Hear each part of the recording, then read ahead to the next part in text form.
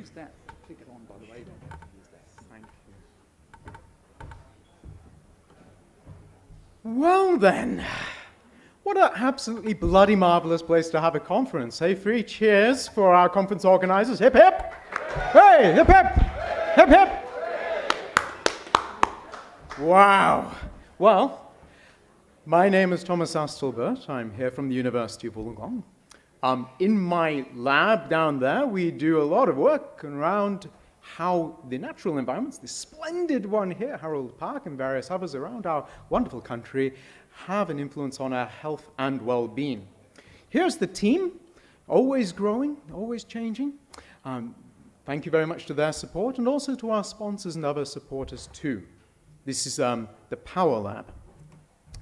Now, we've been doing a huge amount of research over many years now in the areas of green space, natural environments in urban environments, and our health and well-being. Some of these studies, which I will discuss with you briefly today, but also drawing upon the real rich diversity of studies being done not only in Australia, but around the world.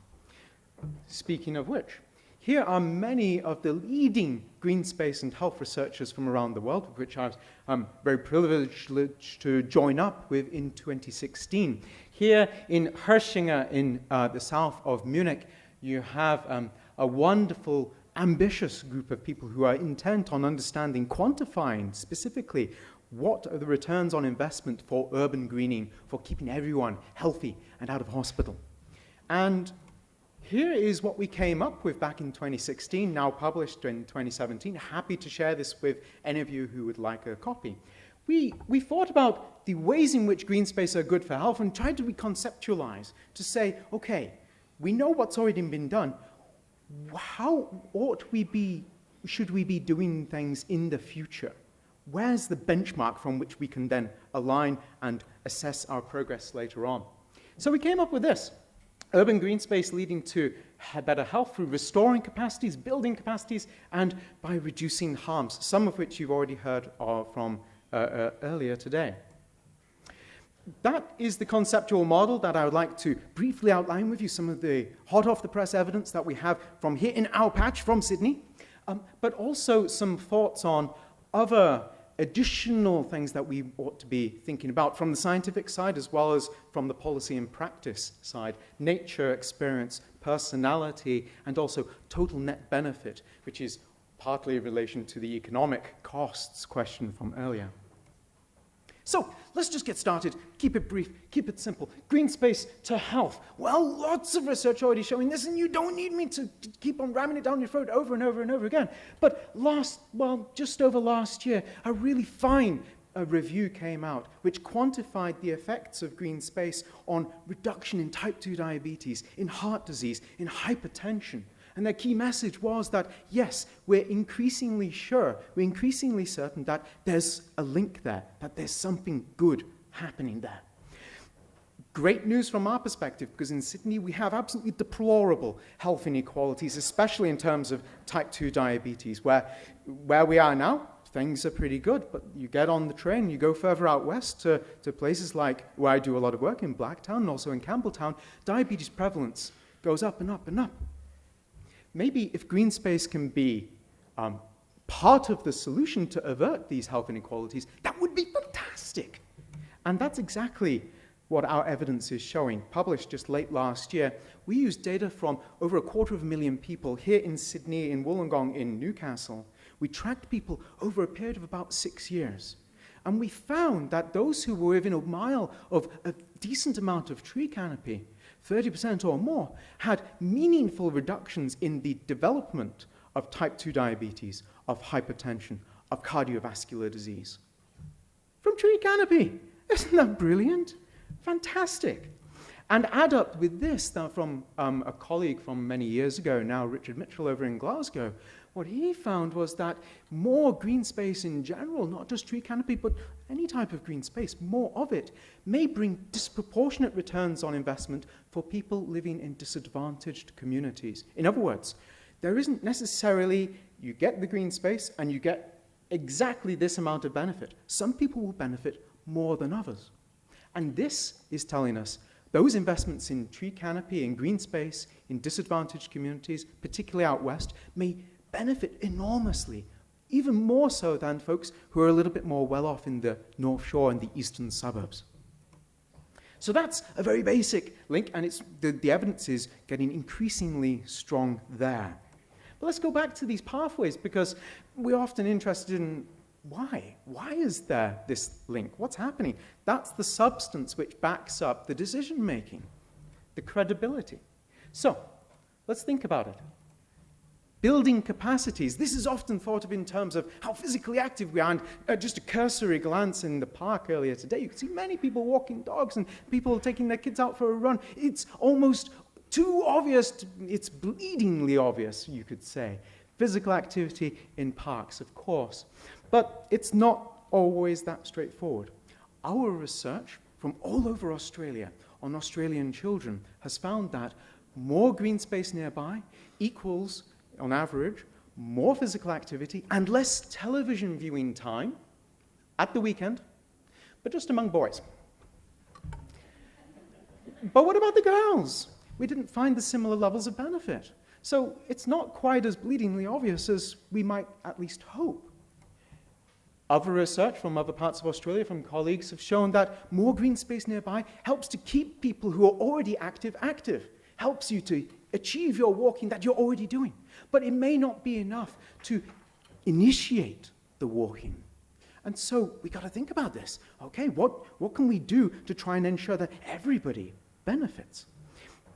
So far, the studies that I'm telling you about are looking at just green space in general. One which was done quite a long time ago now by my colleague Billy Giles Corti down at RMIT showed that more green space in general, okay, but more quality green space, more attractive for walking, especially among older adults. Bigger, higher quality green spaces are more attractive to getting people outdoors and on wearing out some shoe leather. So that's the building capacity side of things, the physical activity route. Quality green space could well be a really important thing to take into account here, and it's wonderful that Steve Hartley and others from DPI are here who may be talking about that a bit later. Then also restoring capacities. Now this is the headspace bit, the bit where actually there's been a phenomenal amount of research done over time. And well, we're often exposed to this type of thing. This is kind of like my childhood. In fact, looking out windows, waiting for it to stop raining. How wonderful it is to be in Australia. What colleagues like Terry Hartick have found is that a walk in the park compared to a walk in an urban environment is not only beneficial for improving and consolidating positive emotion, keeping you smiling and happy, but also if you're exposed to certain cognitive demands like a traffic jam or whatever it might be, then actually those walks in the park can help you even then within the context of those minor cognitive demands. A walk in the urban area with very little nature doesn't give you anywhere near as much benefit, according to Terry. We in Australia have done some research, again on Australian children from all over the country, and what we've found is that those children whose mothers feel local parks are good quality, their children tend to have much better mental health, especially as they grow older, especially as the children get older. Not just any type of green space, but green space which is perceived to be good quality by the community seems to be eliciting better child mental health. And here we find the same thing among the mothers in the same data set. In fact, those mothers who said yes, good quality green space nearby, 26% reduced odds of psychological distress. That's fabulous. And a little bit closer to home, specifically in Sydney and also Wollongong and Newcastle, what we've also found is tree canopy in particular. More tree canopy, 30% or more in particular, meaningfully reduced odds of not only having psychological distress now, but also in 6 years' time. Not just about having green space, but what you do in it. And hands up if there's any keen gardeners in the room. Ah, good, good, good. So hopefully this will resonate and tell you what you already know, that gardening is great, not only for putting a smile on your face and making you feel like things are being achieved, but also for advancing your own health and well-being. Pretty consistent evidence suggesting this now. In fact, it seems that there's so much evidence around this that many experts from around the world are saying we can actually come to a consensus, that there is a strong link between the amount of greenery nearby and what's happening in our heads, our mental health, both in positive terms and also in the prevention of negative mental health like depression and anxiety. So that's the restoring capacities part. It was mentioned earlier a little bit about the reducing harms domain pathway, so I won't go into that into too much detail, but it's still relevant. Recent study from London showed that during times of heat wave, more vegetation nearby reduced the risk of hospitalization and death. And you know what? We're finding, colleagues over in Brisbane are finding very similar things among people who are living with Alzheimer's disease. More vegetation is protective against excess heat, against heat waves. And of course, going back to the health economic question, the fewer hospitalizations that occur, every single hospitalization has a dollar amount attributed to it, so you can then do later on that health economic analysis, not only prevention of hospitalizations, but dollars saved through that process. That's exactly the sort of research that we are embarking on right now. But it's not just heat that we have an issue with. Even low levels of air pollution, which we have plenty of pollution-emitting cars at the moment in Sydney in particular, this is still an issue, and we know that's related to our health and well-being. We have done, again, study from Australian children all over the country. We've found that in areas where there's more traffic volume, more green space at the same time means lower risk of having asthma among children. So green space can be a mitigator, not only of heat, but also potentially of air pollution too. If only it were that simple. I had the privilege of being a part of another international network recently. We just published a paper on it, trying to go through the different processes as to how this can occur. And my air pollution colleagues tell me it's not as straightforward as simply putting in more green space, and you get definite returns on investment for reducing the air pollution. Depends on things like placement and how big and how much and various other factors, which I'm sure all of you are actually much more expert than I, and I would love to hear more back from you later in the conference. The other thing is, although more green space may be helping to reduce the heat island effect and also helping to reduce the air pollution exposure, and maybe noise too, why not? There have actually been very few studies which have looked right from the start all the way to the end and done that health economic analysis also. There's still much more research which we can be doing to strengthen the case. And where better to do it than here? What an absolute fundamental tragedy that we have lived through in these last few months.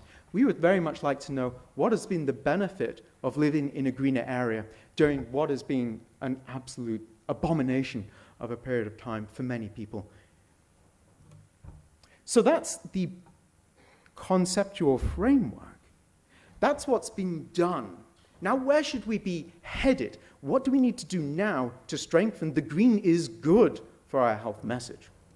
And that's where things like nature experience, personality, and total net benefit come into play. So let's go through nature experience.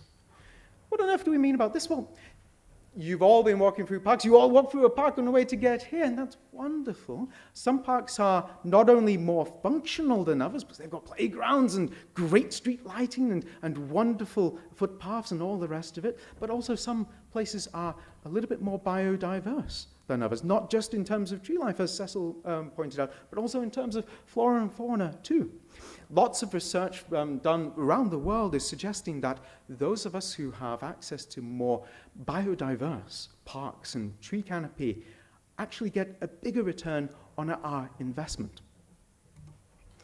But meanwhile, some fascinating research came from a colleague, Bill Sullivan, up in the US, and he showed this, that if you happen to have a smartphone as such, and hands up if you have one of these things. Okay, good. I won't ask you if during your lunch break and you go to your park, as everyone should, and then you take out your smartphone and you start Twittering or emailing or Instagramming or whatever it is now. Apparently, according to a trial done in the US, if you are out in the park and you're on your phone or on your laptop, the returns on investment for your health are massively reduced. So we have a situation where, yes, we want to provide more, but how do we also change the behavior so we can help people get the full health benefit from going to the park? Because if you're on the email all the time, you're probably still stuck in work mode. That's not great. Other things too. For example, a study which was recently done on people who are aging in various different contexts showed that having green space nearby is good, but here are some of the key things which enable people who are aging to actually use them more often and get more out of it. The weather. Okay, we're pretty solid for that here. Not every country is obviously the same. But then we have social support for social caretakers, support for resourceful volunteers, organized activities, social interaction, and perhaps most fundamentally, too, the sense of ownership. That this isn't an intervention being placed from down upon high. It's something that people are bought into. They feel consulted. They feel like they have a voice in the future of their community, and they're actively participating in it. And that may be a key to thinking about all those reports I showed you earlier on green space quality, that people feel related to the nature that they have nearby. Speaking of which, personality. Many of you may have seen this, and I think this is a really great piece of work, really great study, which showed that in the UK, 120 minutes or more of nature contact brings meaningful improvements in one's health. Wow! In the health sector, we're always on the lookout for guidance. Minutes to do physical activity, what to eat, not to smoke, these sorts of things. Now maybe minutes in a park. How wonderful evidence-based guidance. However, as everyone will in this room no doubt know at some point in time, just because a person tells you to do something doesn't mean you're going to do it, right? Well, in Brisbane, work by Brenda Lynn and Richard Fuller and Daniel Shanahan and others have shown that actually there is quite an important distinction to be made here, and that is living near a park may not necessarily translate into using it. People who are more nature-related, more connected to nature, they're just more excited about being outdoors. They're more outdoorsy, right? Are more likely to go to the park, even if they have to travel quite a distance. For folks who are quite lower down on this nature-relatedness scale, rather than a park they're more interested in, Netflix or something like that, stay-in type of affair, and that's perfectly fine. But people with that type of personality are less likely to visit a park as often as perhaps would be great for their health and well-being. So I guess the question for us is not only plant more, good, but also how do we intervene? How do we persuade? How do we excite the perhaps minority of people who are not quite as excited as everyone in the room quite clearly is, and all of our associates and colleagues outside too? It speaks to Ian's comment earlier about how do we communicate effectively the true health benefits, the true societal benefits of all the great work that you're all doing on a day-in, day-out basis. So that's the personality part I just wanted to mention. And then we get to the total net benefit. Well, actually, there's an awful lot going on in the research world, which I'm really happy to see happening. Just in the big environmental epidemiology conference that happened last year, some folks from China were pointing out that there is a relationship between green space and vitamin D deficiency, as in more green space, less vitamin D deficiency. Vitamin D is a really important thing for health, many say, and apart from taking a tablet, I mean, excuses to get outdoors may be part of the answer. Not much work in this area at the moment, of course, maybe bleedingly obvious, but until we have the figures to back it up, it's speculation. Until we have the evidence, the firm evidence to back up those decisions, then we're always on a little bit of a rough ground. So it's great to see people are doing this work.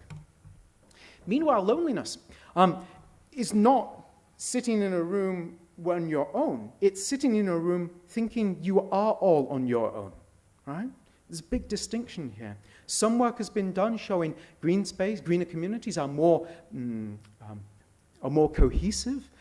People are more likely to network, but are people less lonely? Actually, only one study has ever done this so far. Study in the Netherlands quite a long time ago, and it showed very promising results. It's bizarre to me that this hasn't been looked at in any great detail, but we are doing that right now. And it's a bit premature, but the results look quite promising. Because loneliness is not something that just affects older people, it affects younger people too. Anything that we can do to try and avert this public health problem, which is underappreciated, is a really important thing. And you see what I'm doing here? I'm saying that there are more benefits that perhaps we're not even thinking about on a routine basis from green space. So how can we quantify the full health benefit until we fully understand all of the different benefits that can come? We don't want to underestimate the efforts that are happening here today. So, I've gone a little bit fast. Anyway, so one of the hot off-the-press studies that we have at the moment is hopefully something that everybody is getting plenty of: sleep. Sleep is so important for our health. And this little cute guy helps me to illustrate something here.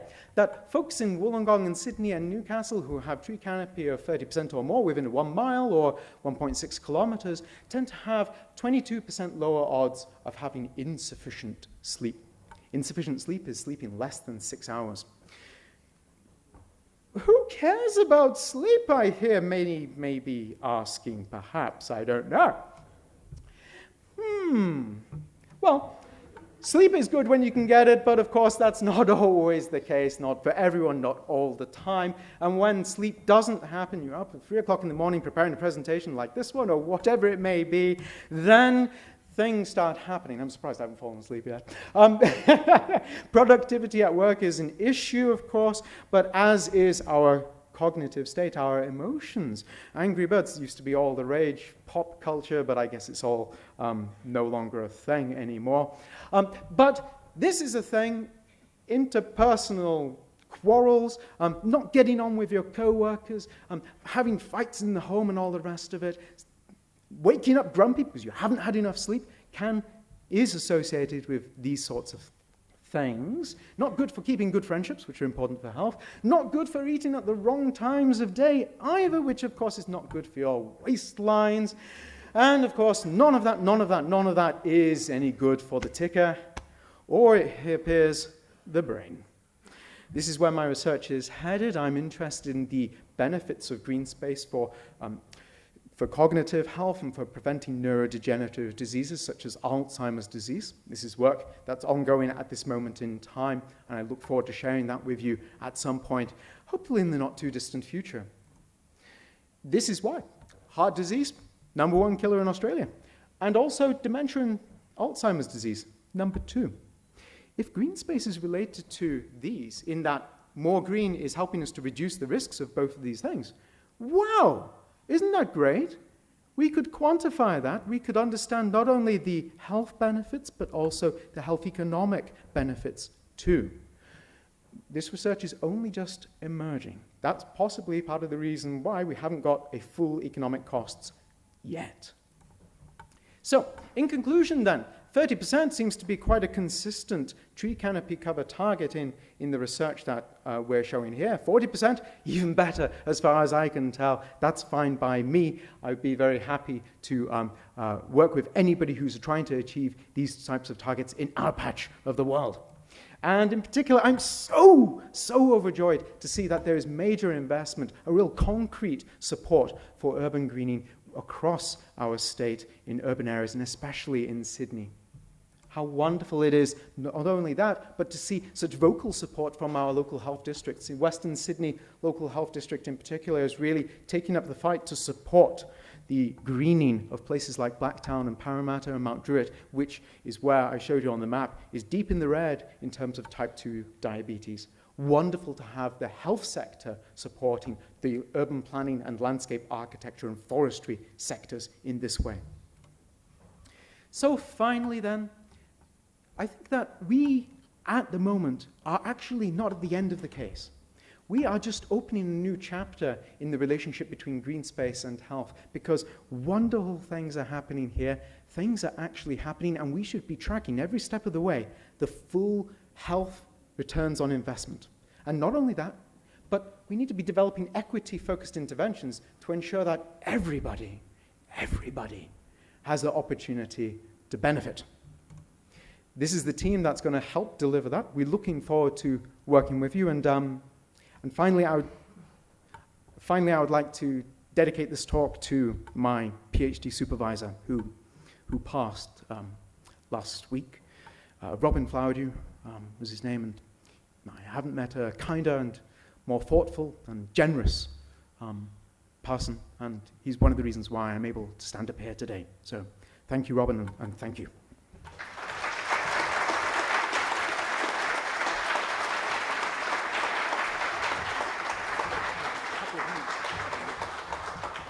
We do have a couple of minutes for maybe one or two quick questions, so if you'd like to, one over there in the middle. Thanks for a very interesting talk. I've just got a question. Is there any issues with distortions with the data, given in Sydney the green areas are the wealthy areas? So if you live on the North Shore, the eastern suburbs, you're probably going to have a higher income, and as a result, you're probably higher educated, you're going to have a higher access to good health facilities and so on. So it's almost a self-fulfilling prophecy that if you live in the western suburbs, you may not eat as well, you may not have such good health outcomes. Thank you very much for a very important question. So yes, we find that on average, higher income communities in Sydney, but also in Melbourne and in Brisbane and in Perth and Adelaide too, we can share the paper, tend to have more green space in general. There is some variation between cities. But what we also find in all of our studies is that, remarkably, even after controlling for household income, educational attainment, whether a person works or not, their cohabiting status, age as well, and various other attributes, we find still consistent relationships between the green space, and in particular the tree canopy, and various different health outcomes. So we're trying to get around that issue which you make very, very clear, and it's very important. But even then, once we take those things into account, we still see the benefits revealed. I just wonder if there's been any studies and or results in relation to the benefits of the colour green and the various tones of the colour green itself, and or the volatile organic compounds that come out of the soil ecosystem. Oh, that's a good question. But the second one in particular, the answer is, I don't know the answer. I would love to know the answer about the volatile organic compounds. I should consult, maybe others in the room could comment on that. The first part on the colour green, I'm aware of some work which is actually being done at the moment among people who are visually impaired, and the extent to which their contact with nature, their contact with green space, may be eliciting health improvements. And what seems to be found is that not just necessarily the colour as such, but the auditory experience of the rushing water, of the birds in the trees, everything else, is a real contributor here, but perhaps isn't necessarily as studied as vociferously as perhaps it should, and communicated also.